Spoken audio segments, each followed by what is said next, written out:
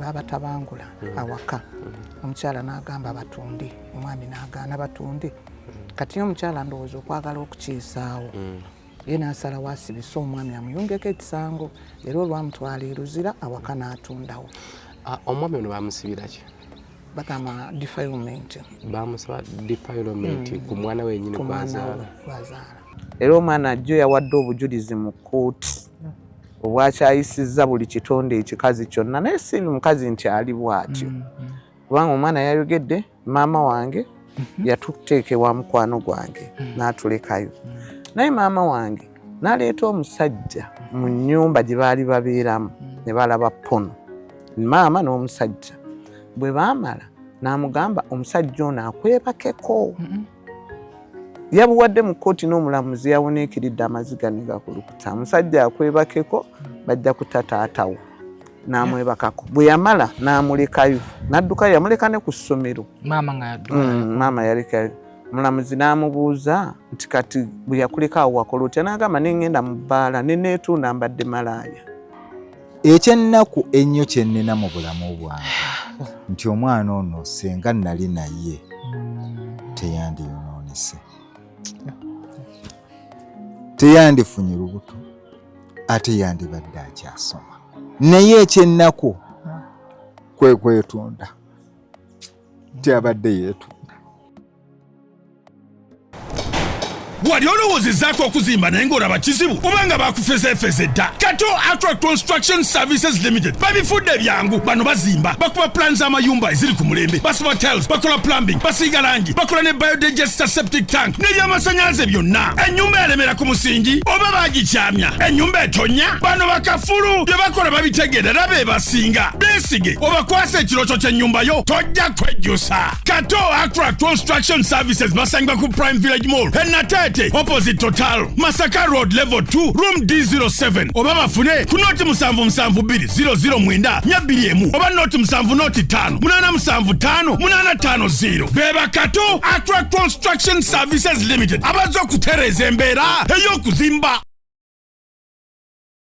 Basebo ne banyabo mbalamusizza amannya Maama Fiina akwira abasawo b'ekinnansi mu ggwanga.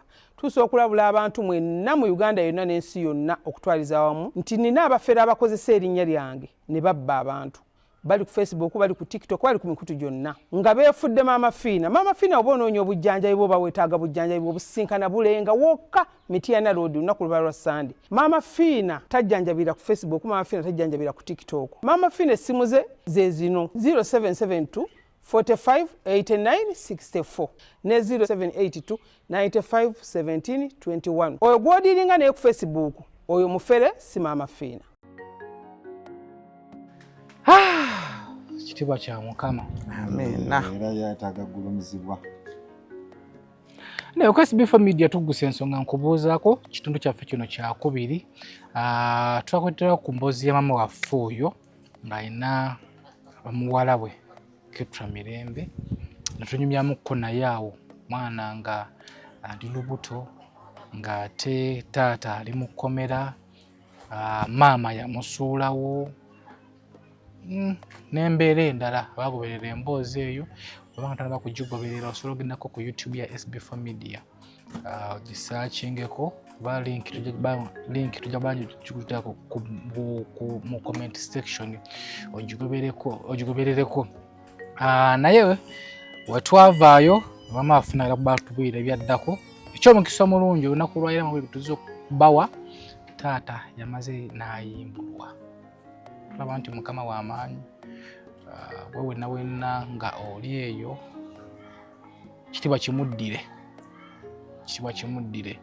Banafe tutekamu akasente bannaffe aba Kato Attract Construction Services Limited basangibwa wonna Teete.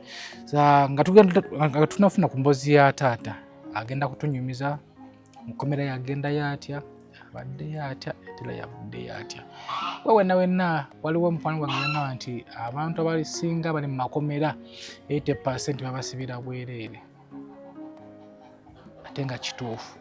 So tukoze emboozi era nyingi oli nga bamusiba nga bamusibira bwereere. naye bwe bonna nga tugendangako mu kkomera olina okwebaza Katonda, olina okumusaba kireme kukutuukako kubanga kkomera ebeera ntaana ya ku nsi. Amaze emyaka 3 myaka 4 kati teebereza nti omuntu agenda mu kkomera namala emyaka 5 mu kkomera agenda okudda wabweru nga buli kimu kyakyuka. Enayo tujja kufuna emboozi ya taata naye madamu tusanze okuddamu okukulaba ate. Nange nsanyusa okuddayo kubalaba ba SB4. Okusookera ddala ekitiibwa njagala okukiddiza Mukama kubanga atadde oluyimba n'eddoboozi ery'okutendereza ku mutima gwange. Zaali ennaku z'omwezi 22 omwezi ogwokutaano 2022 mwannyinaze ne bamukwata naye nga warning yavanga mabega. Mukyala we ng'amuwoninga balina ebyabwe obutakkaanya nga ye ate okusooka ono yayagala nnyo mukyala we ate ono yayagala nnyo mukyala we ng'amugaanira mu buli kimu kye yali akola naye omukyala oba taking advantage nti ono yali mukulu ku ye. Ate ekirala baalina embeera gye tutasobola kukweka era gye twayogerako nti baali balwadde ne bazaala omwana nga mulwadde. Ate kumpi omukyala yali namba 2 kati ye bwe yategeera nti omwana mulwadde, abamu tebaali balwadde ate nga tukirabyeko bw'obeera n'abantu nga balwadde. Osobola okuzaala omwana omu nga mulamu, omulala mulwadde, omulala mulamu. Kati omukyala n'ateekinga advantage nti ono yali mwana muwala. N'agamba ajja kugamba ti taata we yakusiiga obulwadde. Mukyala n'akijja mu buto. Omwana ne bakimugamba nga muto. Kubanga omwana oyo nzijukira nze nali mbeera naye era omukyala kuva dda ng'alaga ajjalira abaana be. Ne bamutwala mu kkomera nga byakusaaga. Naye nga Rede yali yamugamba tutunde tugabane nze nkukooyi. Ate nga n'ekirala omukyala engeri gye yajooga ng'ono n'atuuka baakyawaganamu ne baawukana. Naye ng'omukyala aleeta n'abasajja mu nnyumba. Ng'ono akiraba bwe twamugambangako ng'ayagala tumulekere mukyala we. Seera bwe kyatuuka bwe yamusibisa ndowooza tewaawera na mwezi ennyumba n'agitunda. Omwana obujulizi n'ayagala obbukweka. By that time omwana ndowooza yali 13 years. N'amutwala e Nakawuka mu mikwano gye. N'abulira ddala. Naye kati omwana ye yagenda akula ng'akiraba maama kye yakola tekyali kituufu. Era baafuna obutakkaanya n'amutwala nga ku poliisi, poliisi n'egaana omukuba.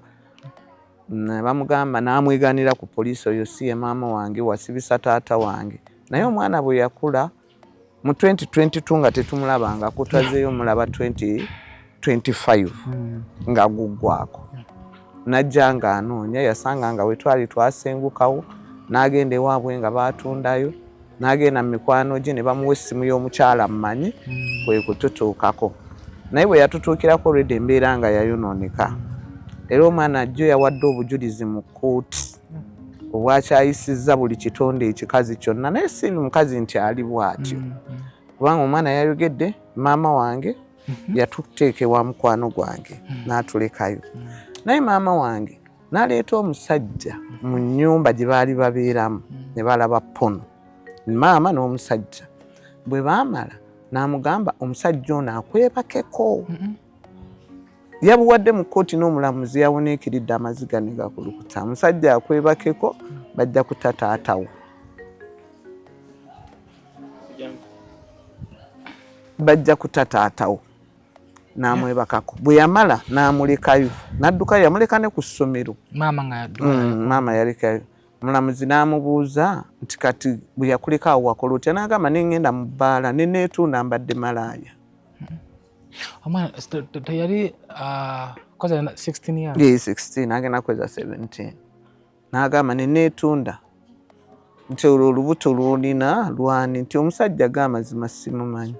Ne bamubuuza basajja abakwebakako bamanyi? N'amugamba abamu mbamanyi abamu si bamanyi.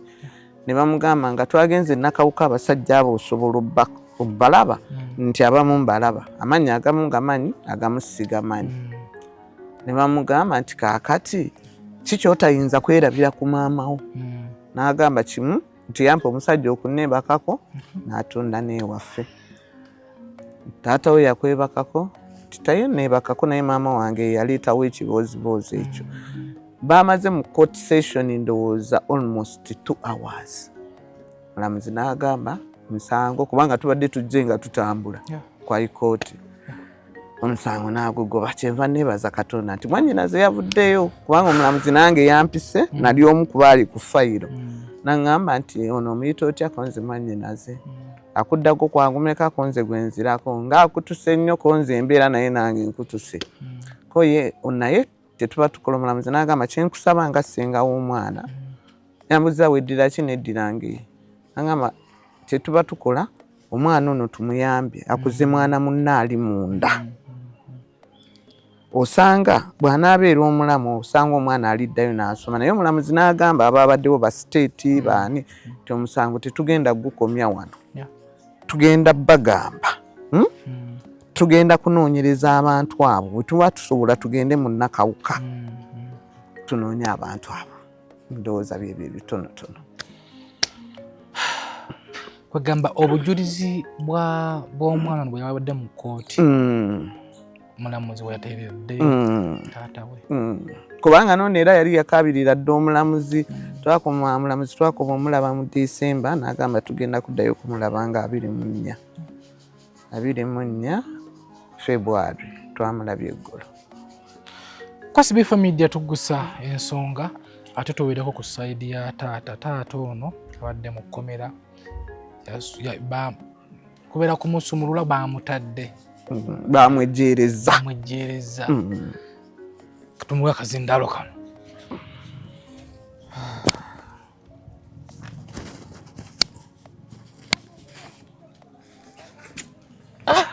Baba Kato Accra beba tuteekamu akasente bali awo Nateete ku kizimbe kya Prime Complex Building bakwa plan z'amayumba gazimbo gasereka n'ebirala. Tata kulikayo navuddeyo. Obulamu buli butya? Bulamu bubi. Tebweyagala sigamba nti sijja kugamba nti bubi oba sijja kugamba nti bulungi. Banze manyi bwe mpulira ekiri ku mubiri gwange. Naye nsanyuse nnyo balaba era mbalamusiza mu linnya lya Yesu Kristo. Amiina. Ogambye nti lwaki tosobola kutuula straight? Ensonga lwaki sobola kutuula wano amabega wano wonna wajjudde mabwa. Wannuma. Mabagava kuki? Amabwa gano waliwo ebikovukovu biraba bino. Kati ebikovukovu bino byolaba bwe bitakulaba oti bigenda ne bizimba ne bireetawo ebbwa. Temanya nti jjukira nti bwe bizimba bwe riti waba wakusiiwa. Kati buli lwotakulawo okuwona agamba nti wagire walekerewo okusiiwa genda okwekanga nga wazimbye wazeewo bbwa. Ensonga lwaki mbadde sitera nnyo okuzanjala muki mu kkomera mwe mbadde. Kwasi Bifa Media tuggusa ensonga ndowooza tugyetenga paati yaffe esooka yakomyawo tumayo n'ekitundu ekyokubiri. Taata n'atubwire yagenda atya mu kkomera, ensonga ki yamuviirako okugenda mu kkomera era mu kkomera alabiddemu biki era avuddeyo atya. Nze muzzukulu wa Kabajja. Mboozi eno tugenda kubeera nga tugikuweereza gwe omuvubuka ali eyo oba omusajja yenna nga oli eyo naye nga olina omukyala naye nga balinamu misunderstandings. Kino kitukwatako ffenna. Wasa omukyala ewaka naye nga olimu obutakkanya, mulina obutakkanya n'ogezaako n'osika omugwa. Mukyala kasita wabwera nga otandise osika ennyo omugwa badde nkusaba omute. Abakyala bano balina obwongo bungi oba obukujjukujju bungi. Omukyala asobola okuteekako ekintu nakukyaya famire yo nakukyaya abantu amba basiba nga taata wa ffooni. Tufune ekitundu kyaffe ekyokubiri tovaawo.